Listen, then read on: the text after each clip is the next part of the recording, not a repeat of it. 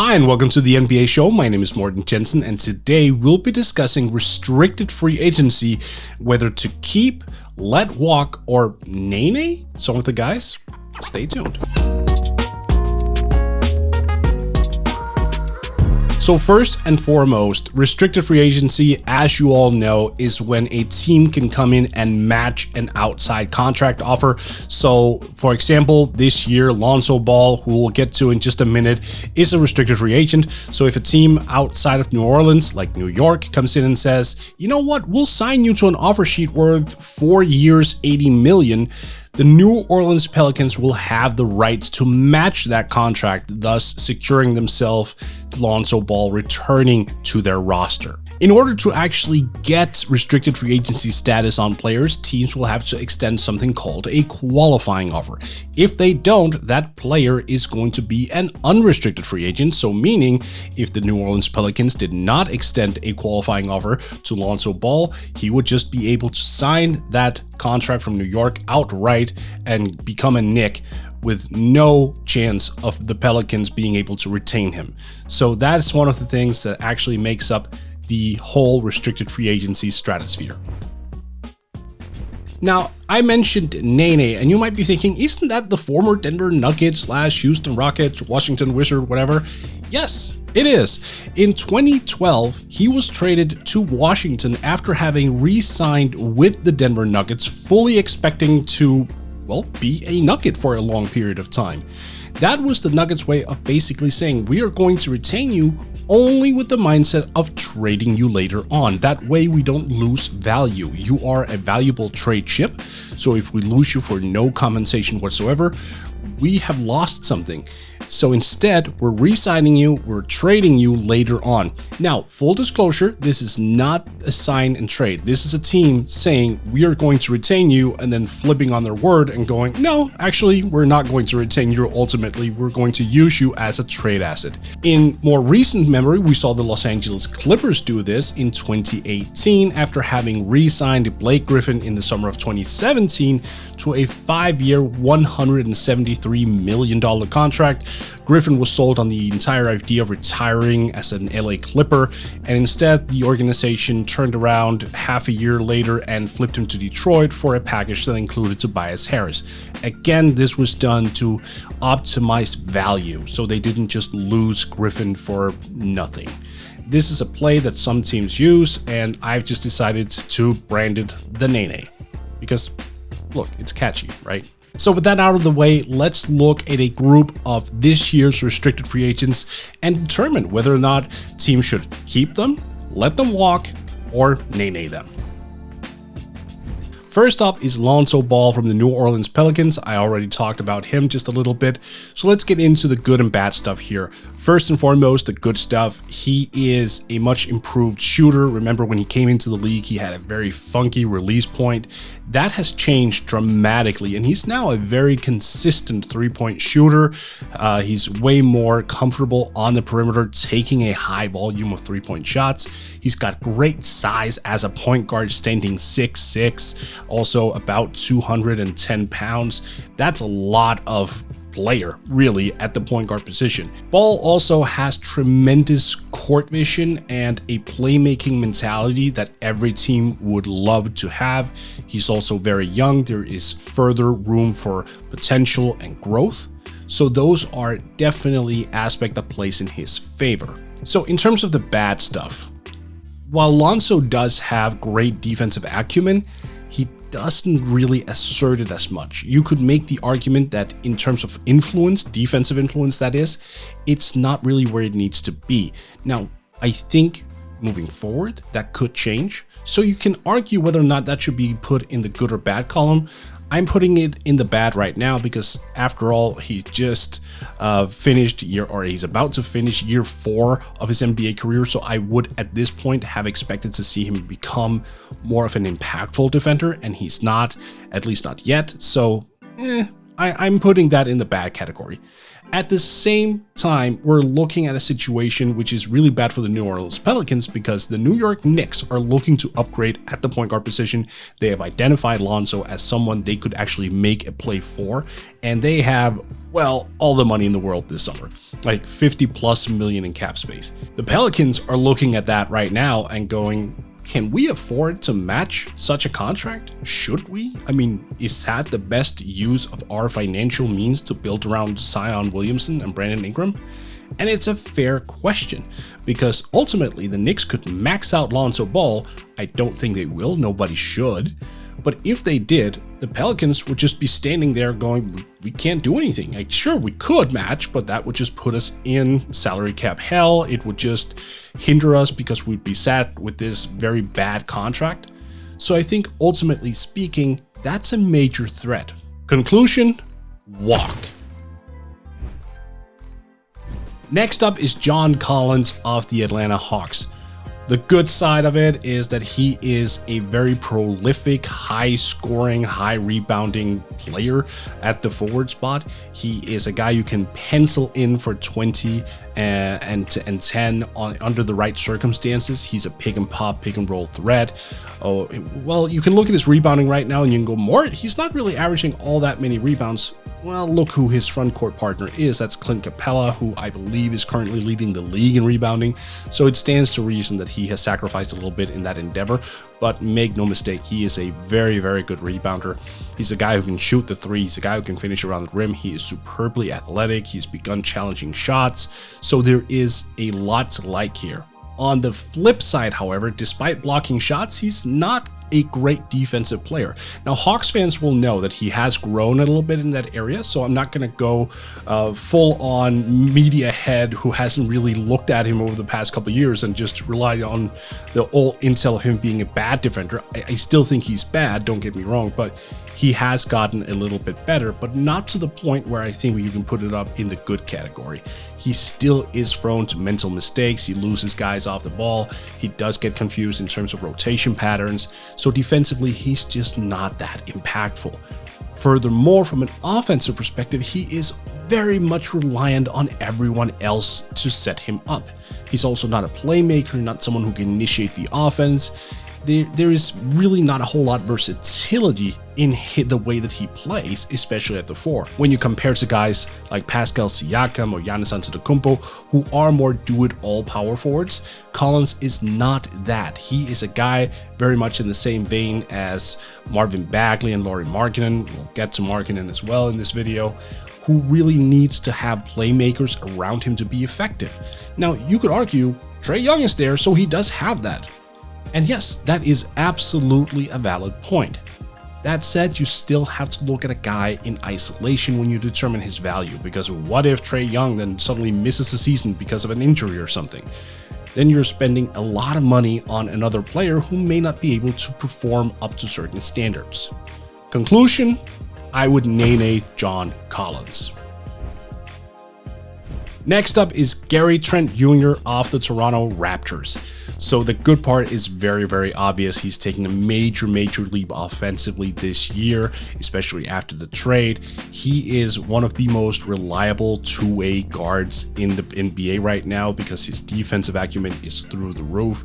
There's a lot to like here just in terms of him being a three-point shooter, high-volume three-point shooter no less. His defensive aggressiveness and just the way he basically carries himself on the NBA court, especially at the age of just 22 years old. This is a guy you can plug into your starting lineup or have off the bench and he'll come in ready to play. He can play both the 2 and the 3, so you can switch him around. I do think he's better at the 2. I don't think there's a lot to be gained by playing him at the 3, even though he is sturdy. He's not that tall. He's 6'5", so he would be a little bit undersized. I think you get the most out of him by playing just one position. And yes, that could be one of the issues. So let's get into the bad stuff here.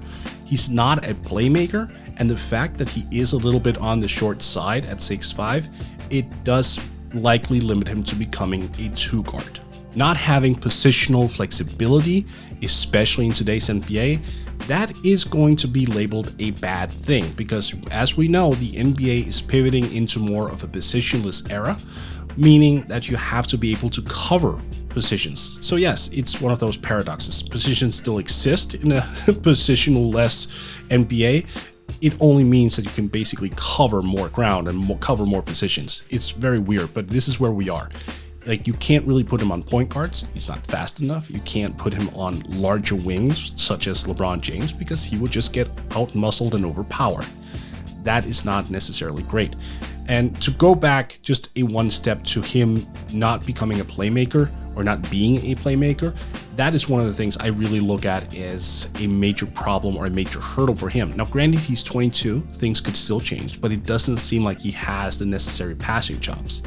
At the same time, he is still thrown to take some shots once in a while where you just go, what the hell was that? And that is primarily not the three-point shots. They seem to be very calculated, which when he steps outside of that comfort zone and tries to create off the dribble, which he can do. Around 35% of his offense is self-created, but he does get just wild at times and take shots where you just go, no, just step back outside the three-point line and steady on. So that's a thing you have to look at moving forward. Conclusion, keep. For damn sure, keep. Next up is Malik Monk from the Charlotte Hornets. Let's start off with the good again. He is a three-point shooter and a scorer. This year, he's taking a major step up, especially in the three-point shooting department. He's hitting over 42% from range, hitting over 2 a game. He's coming off the bench as this instant offense super sub, which I think ultimately is going to be his niche in the NBA. He's a guy who will take off the bench, put in games, and just ask him to go score. That means get to the cup, means taking outside shots, just get the ball in the basket within the 18 to 25 minutes you provide with him, or whatever amount of minutes you give him. Just put up buckets, essentially. And that's where the fun stuff and the good department kind of ends, because that's what he is. Now let's pivot into the bad stuff. He really can't do a whole lot else outside of score. He's 6'3", 200 pounds, so he can't really swing up to the 3 slot a whole lot. He doesn't have the ball handling or the passing acumen to become a point guard, even though they tried that in Charlotte early on in his career. He's just not that kind of guy. He is more or less limited to playing exclusively at the off-guard spot and being a scorer, a shooter, someone who plays off of others. So for example, a LaMelo Ball or someone else, he's the type of guy you just kind of use that way. You can't really incorporate him into a larger scheme. If you have him as a full-time starter, you're more or less saying, well, we only need you for one thing and one thing only. And in today's league, most starters really just can't be that specialty oriented as a Malik Monk, for example. Conclusion, unfortunately, walk. Next on the list is Jarrett Allen from the Cleveland Cavaliers, and this is one of those interesting cases because Allen, of course, would have received a contract extension with the Brooklyn Nets had they not pivoted into a win-now mentality and gotten James Harden and all of that. This is a clear situation of him being a sacrificial lamb. He went to the Cleveland Cavaliers in the larger trade, and yes, I mean, you can already sense where I'm going with this, but let's go through it anyway. The good is he is a tremendous rebounder. He's very, very active as a defender. He's got some offensive potential that I think ultimately could be very intriguing for the Cavaliers. He's a guy you could project to become more of a mid-range shooter, maybe even someday extend his range beyond the three-point line. We're seeing a few glimpses of it here and there, but maybe on a more permanent basis, we could see that from him. Offensively, he's still a bit raw, but there's a lot to like in that department. Defensively, I already kind of alluded to it. He's active, he's energetic, he's aggressive. I don't necessarily think we can label him a future DPOY, but I think he is a guy who could make an all-defensive team at some point in his career because his entire physical profile and intelligence level on that end of the floor is really encouraging. He could be a guy who just takes away a lot of shots near the rim, and his quick feet would allow him to also step onto the perimeter, maybe not outside the three-point line, but at least inside of it, and chase around smaller players. So a lot of flexibility there. Now, on the bad side is right now his offense is still a little bit raw. Even though there's a lot of potential there, we are still seeing a guy who is, for the most part, limited to being a 10-foot and in kind of player. That makes sense. He's also super young. He's 23. Bigs have a tendency to develop a little bit slower. So you have to have some patience with him moving forward from an offensive perspective. So right now, there is still some legwork to be done in that endeavor. You also have to acknowledge that sometimes he will mentally check out. That's also no cause for alarm there. 23, super young. This is very, very normal for most NBA players, but it needs to be said. It is something that he does when they play certain matchups where he doesn't really respect his counterpart. He does have this tendency of just checking out, and it's something to just keep in the back of your mind when you're looking at him and you're talking to him and evaluating him, because that is a thing that he needs to work on. Conclusion, keep. For the love of God, keep. Next up is Lauri Markkanen of the Chicago Bulls. Yeah, so let's already get into it. You guys know where I stand on Lauri Markkanen. If you followed this channel, I've done a couple of videos on him. Let's start with the good though. He is a guy who can put up just a ton of points very, very quickly, and on any given night, he can go for 30. He is a very dynamic offensive talent who can shoot, who on the right nights as well can drive to the basket and actually get something going in that regard. But, and this is kind of it, let's go to the bad stuff. If he's not scoring, he is essentially useless. And that's really, really hard criticism, I know, but nevertheless, it's true. He's not a play initiator. He's not someone who can play make. He's not a strong dribbler. He's not a strong defender. And despite standing 7 feet tall, his rebounding has really regressed. He is not good on the glass. He's not particularly aggressive. It's tough for Markkanen, especially this season. I mean, he's really shown that you can't depend on him for much of anything, and his offensive consistency is simply not that good. So because he's really hot and cold offensively, there are nights where you really can't justify playing him more than 12 minutes to see if he's hot or not. And then when you realize, oh, he's having an off night, then he is completely unplayable. So yes, it doesn't really look good for his chances in Chicago at the very least. Conclusion, walk. For sure, walk. Next up, we're going back to the New Orleans Pelicans. This time we'll be discussing Josh Hart. Now, on the good side here is that Hart might be one of the best wing rebounders in the entire NBA. He's averaging 8 rebounds per game despite being a 6'5" shooting guard, small forward, just wing guy. And that has been just a tremendous, tremendous improvement on his part. He is becoming more of a specialty player in that regard. Rebounding is one of those peculiar topics because in the NBA it seems that rebounding has become a little bit more devalued. I personally still think there's a lot of value to be had in just retaining or gaining new possessions, and you do that by grabbing boards. Whenever you grab a rebound, you have possession, and considering just how offensively oriented the league has become, getting more possessions is objectively a good thing, no? So I would definitely look at him as an asset on that side of things in terms of being someone who can clean the glass. Defensively, he's got great upside, but he's inconsistent in that regard.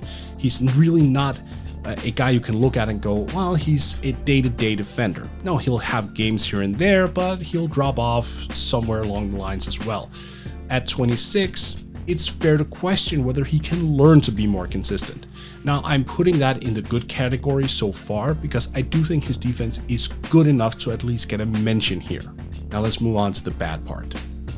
He simply hasn't been a good enough three-point shooter or overall offensive player to really justify the minutes that he's gotten over the course of his career, especially with the Pelicans. Now, yes, you could argue the defense and the rebounding, they keep him on the court, sure.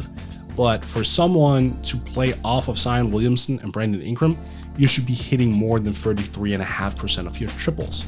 This is a guy who really needs to understand that for him to become a permanent fixture in this league and a permanent rotation player, or maybe even a full-time starter, that three-point shot is ultimately key for him. He needs to become a 3-and-D guy who can also add to it by being an elite rebounder from the wing spot. If he can do that, then we're looking at someone who locks himself in for the next, half decade at the very least as a full-time starter and can justify getting approximately 30 minutes per night. So far though, we're not there. Consistency concerns remain. And like I said, he's 26, so it's fair to wonder how much growth there is from this point on. Conclusion, Nene. Finally, we're also going back to the Charlotte Hornets, this time with point guard Devonte Graham. So, Devonte Graham has two things working for him if we start up here in the good department, and that is he can straight up shoot three-pointers and he can play make. He is a great passer and he's a guy who has no issues just launching triples and is hitting those shots at a 37% clip, which is above league average, so it's fine. That's about it though. He's very slight now that we move down to the bad segment. Defensively, not really someone who will overpower you whatsoever. Despite being a very prolific three-point shooter, he's very inefficient from the field overall. This is a guy who has yet to shoot 40% from the field over the course of 3 NBA seasons. And to make matters worse, now that the team has someone like LaMelo Ball, who's a very natural playmaker, someone who gains a lot of attention, you would have to assume that someone like Graham could actually utilize that attention to make himself more open and get himself easier and better shots in the flow of the offense. Yet, he really hasn't, which makes you wonder ultimately, where does this development go from here? What is he moving forward? Is he a starting caliber point guard? I would argue no. Is he a backup point guard who can give you a lot of points and a lot of assists? Yes. Is it worth hanging on to him if you are the Charlotte Hornets and you already have LaMelo Ball on the roster? I would say no. So my conclusion here is walk. So thank you for watching. That was my breakdown of restricted free agents. I know some of you might disagree with my ultimate conclusions here, which is fine. So definitely sound off in the comments below and let me know what your thoughts are on these guys. Because look, I could easily be wrong. Someone can have a nice end to the season. Maybe someone makes the playoffs and does well. There are a lot of open factors here. So let me hear what your thoughts are, and have a good weekend, you guys.